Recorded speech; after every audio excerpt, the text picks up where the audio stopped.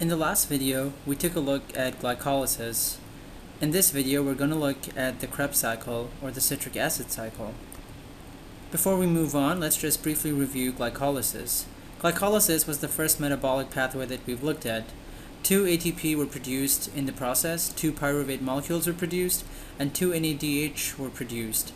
All of this took place in the cytoplasm.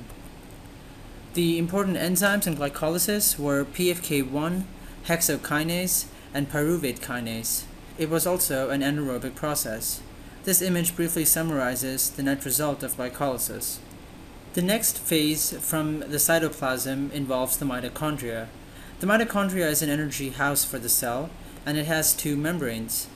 Therefore, it has 2 compartments, an inner compartment that contains the matrix of the mitochondria, and an intermembrane space that is between the outer membrane of mitochondria and the inner membrane. This intermembrane space is very crucial for oxidative phosphorylation that we will cover in the next video. When we left off from glycolysis, we had 2 pyruvate molecules formed from 1 glucose molecule.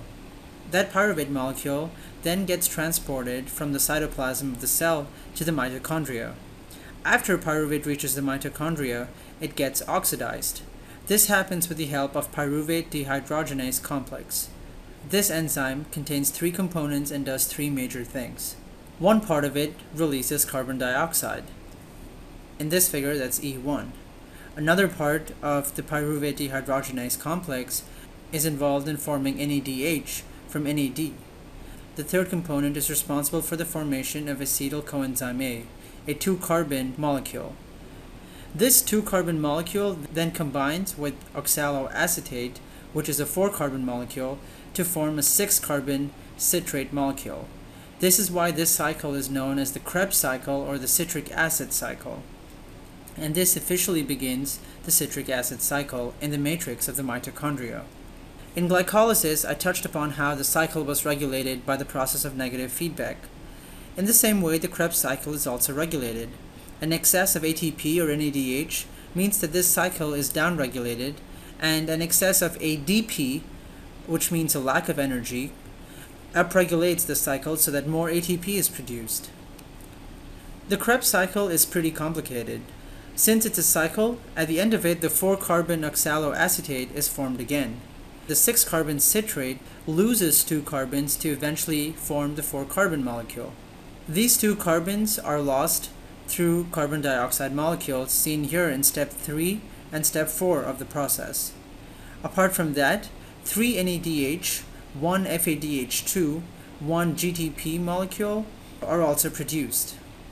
Remember that all of this is multiplied by 2 because 2 pyruvates are formed from the 2 G3P molecules in glycolysis. Also know that we still have not used any oxygen in both glycolysis and this phase of the Krebs cycle. We'll see how oxygen plays an important role in the next video. This table here serves as a recap for what we've seen so far in numbers. Remember, only 2 ATP have been produced so far from glycolysis. This table highlights the number of NADH and FADH2 molecules that have been formed. These are actually hidden ATP pools. They can be oxidized to produce a large amount of ATP, and this occurs in a process known as oxidative phosphorylation that will be the focus of the next video. I'm attaching a YouTube video here that nicely summarizes what we've seen so far. Please take a look at it before we move on to the video on oxidative phosphorylation.